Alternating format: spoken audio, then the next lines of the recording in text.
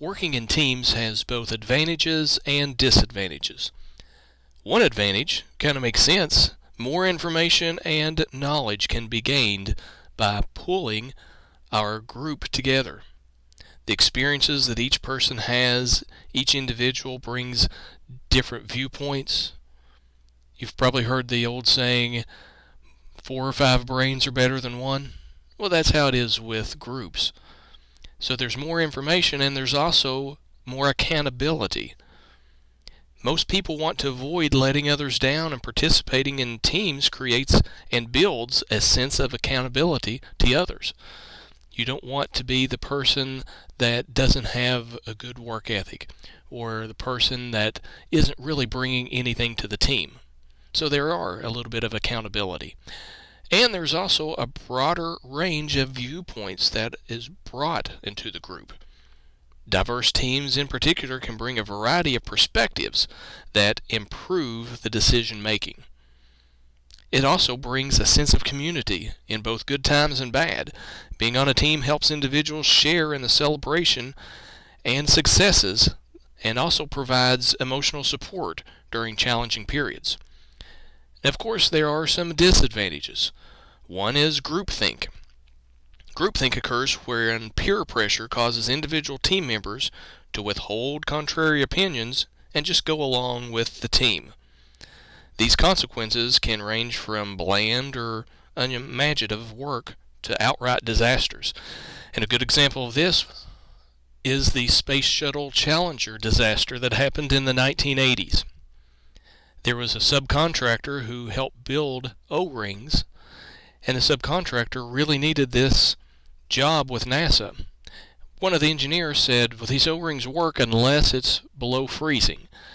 And the other engineer said, we don't want to tell NASA about that because we may not get the $1 million contract. So eventually, after a few meetings, that engineer decided not to write anything down and not to tell anybody. And of course, whenever the Space Shuttle Challenger got ready to take off, it was in February, and it just happened to have a night that was like no other night here in the past month, where it was below freezing. And we know the results of that. Whenever the Challenger exploded, they found out that yes, it was one of the O-rings that failed. And all this had to do with groupthink. And finally, cost. Some of the disadvantages of meetings is, what if you have to fly some of your members to another part of the United States for a meeting? That costs a lot of money. And maybe you have to try to schedule different departments. And this could cost a lot of time.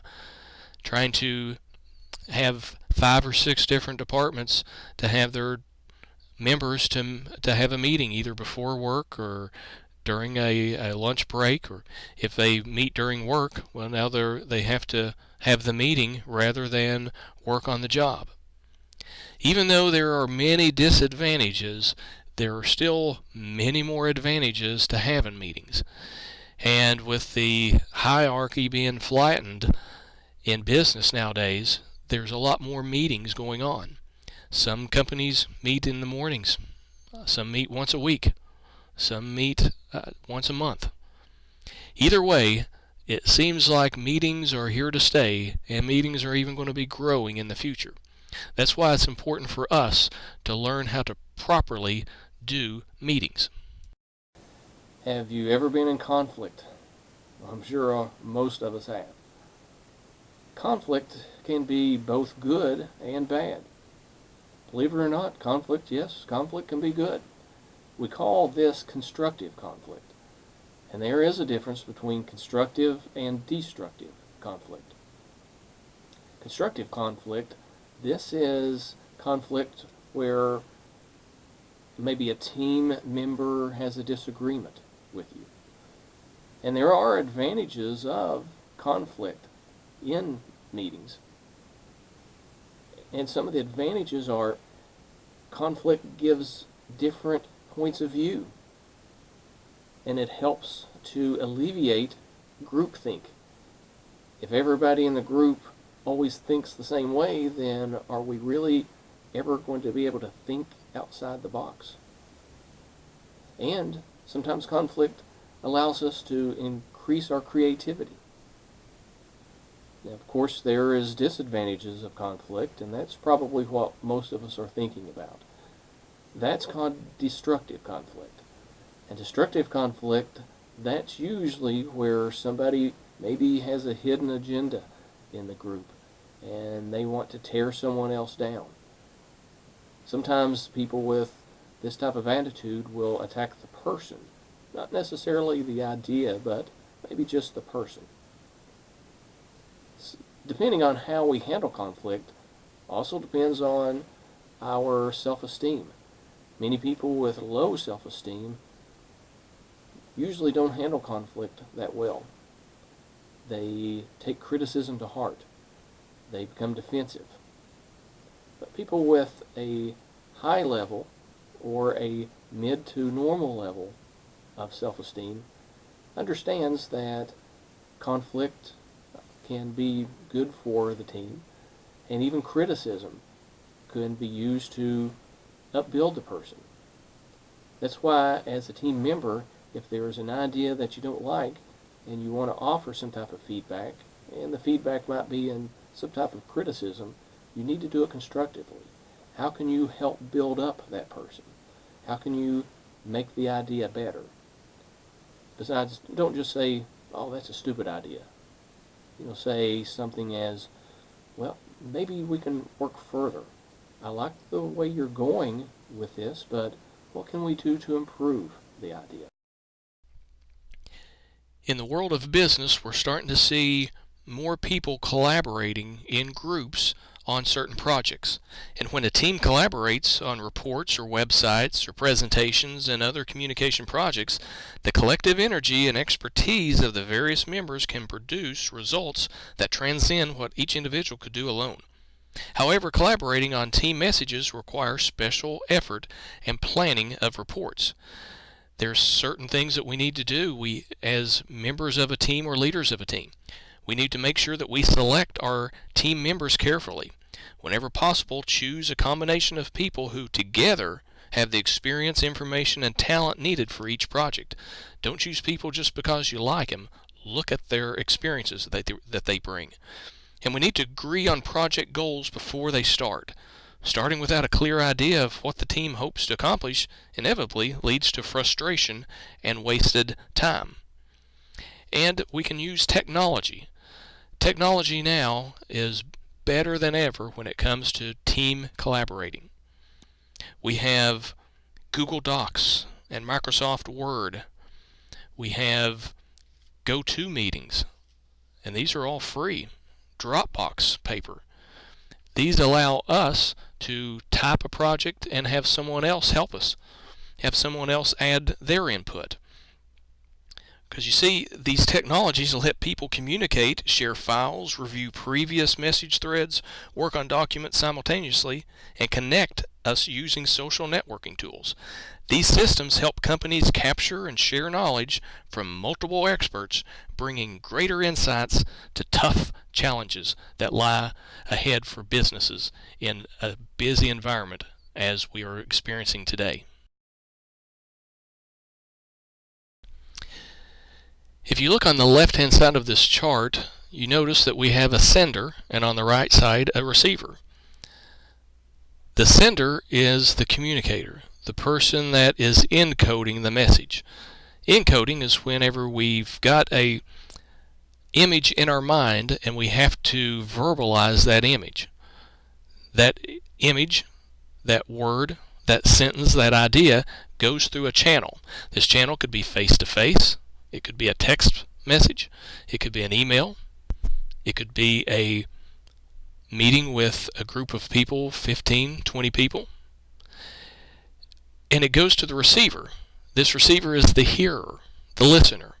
And that receiver has to decode the message, has to take that image and has to put that image into words that is understandable. And around that, you notice there's a context. And you've probably heard people say this before, well, you took that out of context. Let's look at an example of that. That could be you and one of your friends are at a ball game talking, and you're carrying on a conversation. If we took those same two people and put them in a different context, Let's say those same two people are now at a funeral home. It's the same two people, and it could even be the same conversation going on, but I bet the type of language used and the volume of language may be a little bit different. Why? Because it's a different context. And then you see you have feedback, and that feedback is going back from the listener or the decoder to the sender or the encoder. Sometimes people take feedback the wrong way. Sometimes others look at feedback and they look at that in a positive manner. What should we do? How should we handle feedback? Is all feedback bad? Is all feedback negative? Well, let's take a look at that.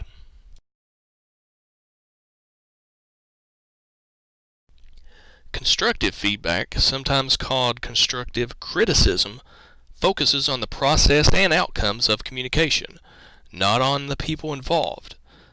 But in contrast, destructive feedback delivers criticism with no effort to stimulate improvement.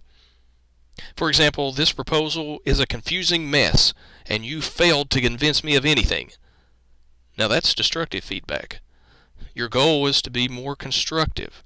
You could say, your proposal could be more effective with a clearer description of the manufacturing process and a well-organized explanation of why the positives outweigh the negatives. I appreciate what you're doing, and I think that we can work together and find a really good solution. You see, when giving feedback, we need to avoid personal attacks and give the person clear guidelines for improvement. You have been listening all your life, so it's natural to assume it's something you do well without even thinking about it. However, listening is a far more complex process than most people think, and most of us aren't even very good at it. To be able to listen effectively, you need to be able to successfully complete 5 steps. We call these the 5 steps of listening. The first one is receiving. Remember the chart that we looked at earlier? Receiving is when you physically hear the message and recognize it as an incoming information. Think of it as a dog whenever you talk to a dog and the dog moves their ears. Or if you're in class and the professor says, okay class, here's something that you're going to need to know for the final. I bet you kind of perk up. You know that the information they're getting ready to say is important. The second one is decoding. Assign meanings to sounds according to your own values, beliefs, ideas, expectations, roles, and needs, and your personal history. You have to turn those messages from the encoder into something that you can relate to. And the only way you can relate to these messages is through your own experiences. You have to make a mental picture and decide why that information is important and what you're going to do with that information. The third one is probably one of the tougher ones, remembering. This is where you store back that information for future processing. But the difficult part is to try to retrieve that information. If it's a story that you've made up, that you've created, it's easier to remember. So sometimes whenever somebody tells you something, it may be good to give some type of feedback and you put it in your own words. If you put that message in your own words, then it's easier for you to retrieve that information. Why? Because you created that story, or you created those 2 or 3 sentences. The fourth one is evaluating. This is where you analyze the quality of the information. If you're given a list of things, then you have to analyze and say, okay, this seems like this is more important than this piece of information. Sometimes we call that information triage. Just like in a busy hospital, they have to figure out what is wrong with the patient and what needs to be taken care of first, then second, then thirdly. We do that same thing whenever we hear a lot of information. And the last one is responding. This is where we react based on the situation and the nature of the information.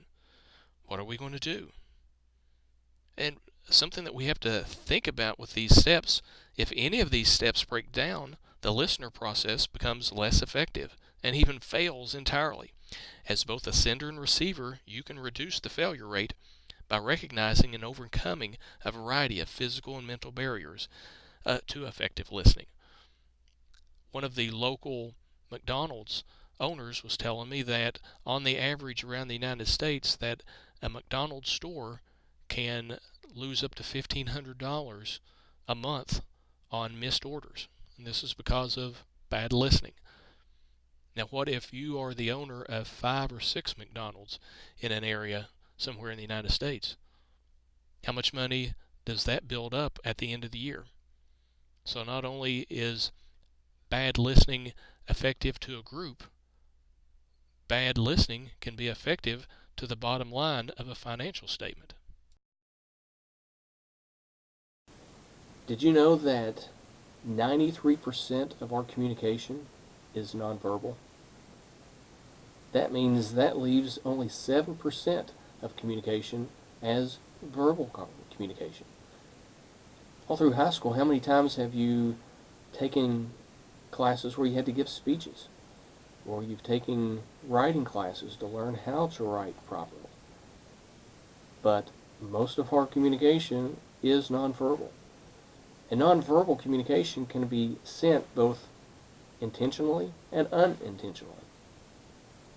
For example, if it was intentionally, if you're angry at someone and you want that person to know that you're angry, then you may frown or cross your arms or maybe huff and puff. But other times we may cross our arms and we don't mean that. That doesn't mean we're angry. That's just how we operate. But it all depends on how the other person perceives that communication. So only 7% of our communication is verbal. The other 93%, that's nonverbal. A lot of times we see that in meetings as well. If you're at a meeting, you'll start scanning the group to see how your message is being received. And it is said that our communication, nonverbal communication, comes from our face, our hands, and our feet. Our facial expressions especially. We can look and you can almost see a person's soul through their eyes. Did you know that there's over 100,000 facial expressions that the human face can make? And there's actually over 600,000 body expressions, body language that we use. Using with our hands and the way we stand and the way that we move our fingers. And there's also vocal cues. This is considered nonverbal. Vocal cues are not necessarily the words that we say, but how we say those words. What about sarcasm? There's some people that can't understand sarcasm. They don't know if you're joking. Or maybe there's other people that try to use sarcasm and you, as the receiver, you don't know what they mean. Are they serious or not? And especially when we send emails. It's hard to use sarcasm over the internet, through a text or through emails. And of course, touch is considered nonverbal. It's nice to have a pat on the back, but we have to be careful on how we use touch in today's business environment. And time and space is also considered nonverbal. Did you know that in some cultures, time is perceived differently than in the United States? For example, in southern parts of South America, or especially, let's say, in Brazil, if a meeting is supposed to start at 9 o'clock, to them that could be maybe 9:15, maybe 8:55. There's a broad window when it comes to time. In our culture, if a meeting starts at 9 o'clock, then it starts at 9 o'clock. You know, there's some people that, even in our culture, that has a different perception of time. How many times have you been to the movies, and if the movie starts at 7:05, there's always someone that comes in there at 7:15 or 7:20? Or if I've been to a 5K, and the 5K started at 11 o'clock in the afternoon, and there were people that showed up to run the 5K 15 minutes after the gun had already gone off. You know, We need to perceive time the same, and that's very important in business. If you are going to have a meeting and you say that the meeting is going to be held at 9 o'clock, then make sure that everybody knows that's 9 o'clock and not 9:05. If you starting the meeting at 5 after 9 and 10 after 9, it won't be long before the people in the group will understand, I don't have to be there exactly at 9. He or she's not that strict when it comes to time. Another thing we need to do is to make our meetings more productive. There's nothing worse than being in a meeting and being just bored to death. We need to clarify the purpose of the meeting. Make sure that people know why they're there. You also want to make sure that you've invited the right people to the meeting, people that can help, people that's got expertise in certain fields. You want to set the agenda. Make sure that you tell the people this meeting is only going to last 20 minutes, and make sure that you use those 20 minutes wisely. And you need to have a set of rules. A lot of people use the Robert's Rules of Order. This is from a Civil War officer. It's been going on since the 1860s. And you have an agenda. You have a secretary who takes the minutes. You might have someone that will do the financial report. And at the end of each little section, you make a motion. And that motion needs to be agreed on by 2/3 of the people. And you will stay on discussion. And then at the end of the meeting, you'll review everything that you talked about. And then set a time for the next meeting. And if you're over that meeting, make sure that you send out the emails and remind people about the next meeting. And then when the other meeting happens, then you'll review the minutes from the last meeting. You can look online and you can find many of the rules for effective meetings. But that's important. Make sure that the meeting has an agenda, and you stick with that agenda. If you start off and the meeting is just kind of here and there and you don't get a lot discussed and you don't stay on subject, at the next 2 or 3 meetings you'll see fewer and fewer people show up at the meetings. You may have noticed a common thread running through the topics that we've discussed so far. We've talked about productive meetings, effective listening, and even nonverbal communication. They all depend on mutual respect and consideration. Nobody wants to work with someone who is rude to colleagues or an embarrassment to the company. Moreover, shabby treatment of others can be a huge drain on morale and productivity. Poor etiquette can drive away customers, investors, and other critical audiences, and it can limit your career potential. Unfortunately, rude behavior seems to be on the rise, so the issue is more important now than ever.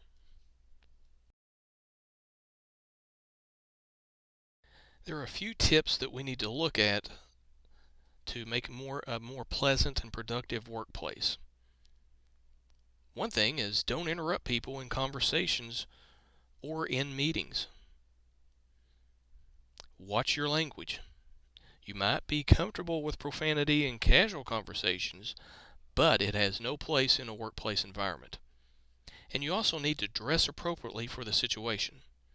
Now, this isn't a question of mindlessly conforming or surrendering your individuality. It's a question of showing respect for the organization and the organization's culture. Remember, not only are you representing yourself as a professional, but you're representing the company. Avoid eating at your desk, particularly in open plan offices. Many foods have strong smells, and no one wants to hear you crunch. Respect each other's personal space. Make sure that you knock before you enter an office, and don't barge into someone's cubicle, or don't barge into a meeting without being invited. And keep the noise level down. This is a huge concern in some of these open plan workspaces where people are separated only by a short wall, and sometimes not even that. Keep your voice down, avoid having meetings in your cubicle, and don't play music at a level that disrupts others. Here are some important tips for using the phone at work. Be conscious of how your voice sounds. Don't speak in a monotone or with a low pitch. You need to vary your pitch and your inflections so people know you're interested. And slow down when conversing with people. whose native language may not be the same as yours. And be courteous when you call somebody. Identify yourself and your organization. Briefly describe why you're calling and ask whether you've called at a good time. And make sure that you end the calls with courtesy and clarity. Close in a friendly and positive manner, and double check all the vital information such as meeting times and dates, and then thank the person for allowing you to talk to them. And of course, with online etiquette, since we live in a media where we see more digital media, it seems to be a breeding ground for poor etiquette. We need to avoid personal attacks. The anonymous and instantaneous nature of online communication through email can cause even a level-headed person to lose their temper. We also need to make sure that we follow basic grammar. We need to watch our punctuation and our capitalization. Sending careless acronym-filled messages that look like you're texting your high school friend creates an unprofessional impression. And we need to control our emotions. We need to watch our language. Remember that the customer is always right, and we need to make sure that we are level-headed. Remember, we're professionals. And the last one is to make sure our actions are appropriate. Make sure that if we tell people that we will call them back at a certain hour, then we will. We will call them back at that particular hour. If we make promises, let's make sure that we keep the promises. When it comes to time, when it comes to meetings, when it comes to just being professional, we have to have good business etiquette.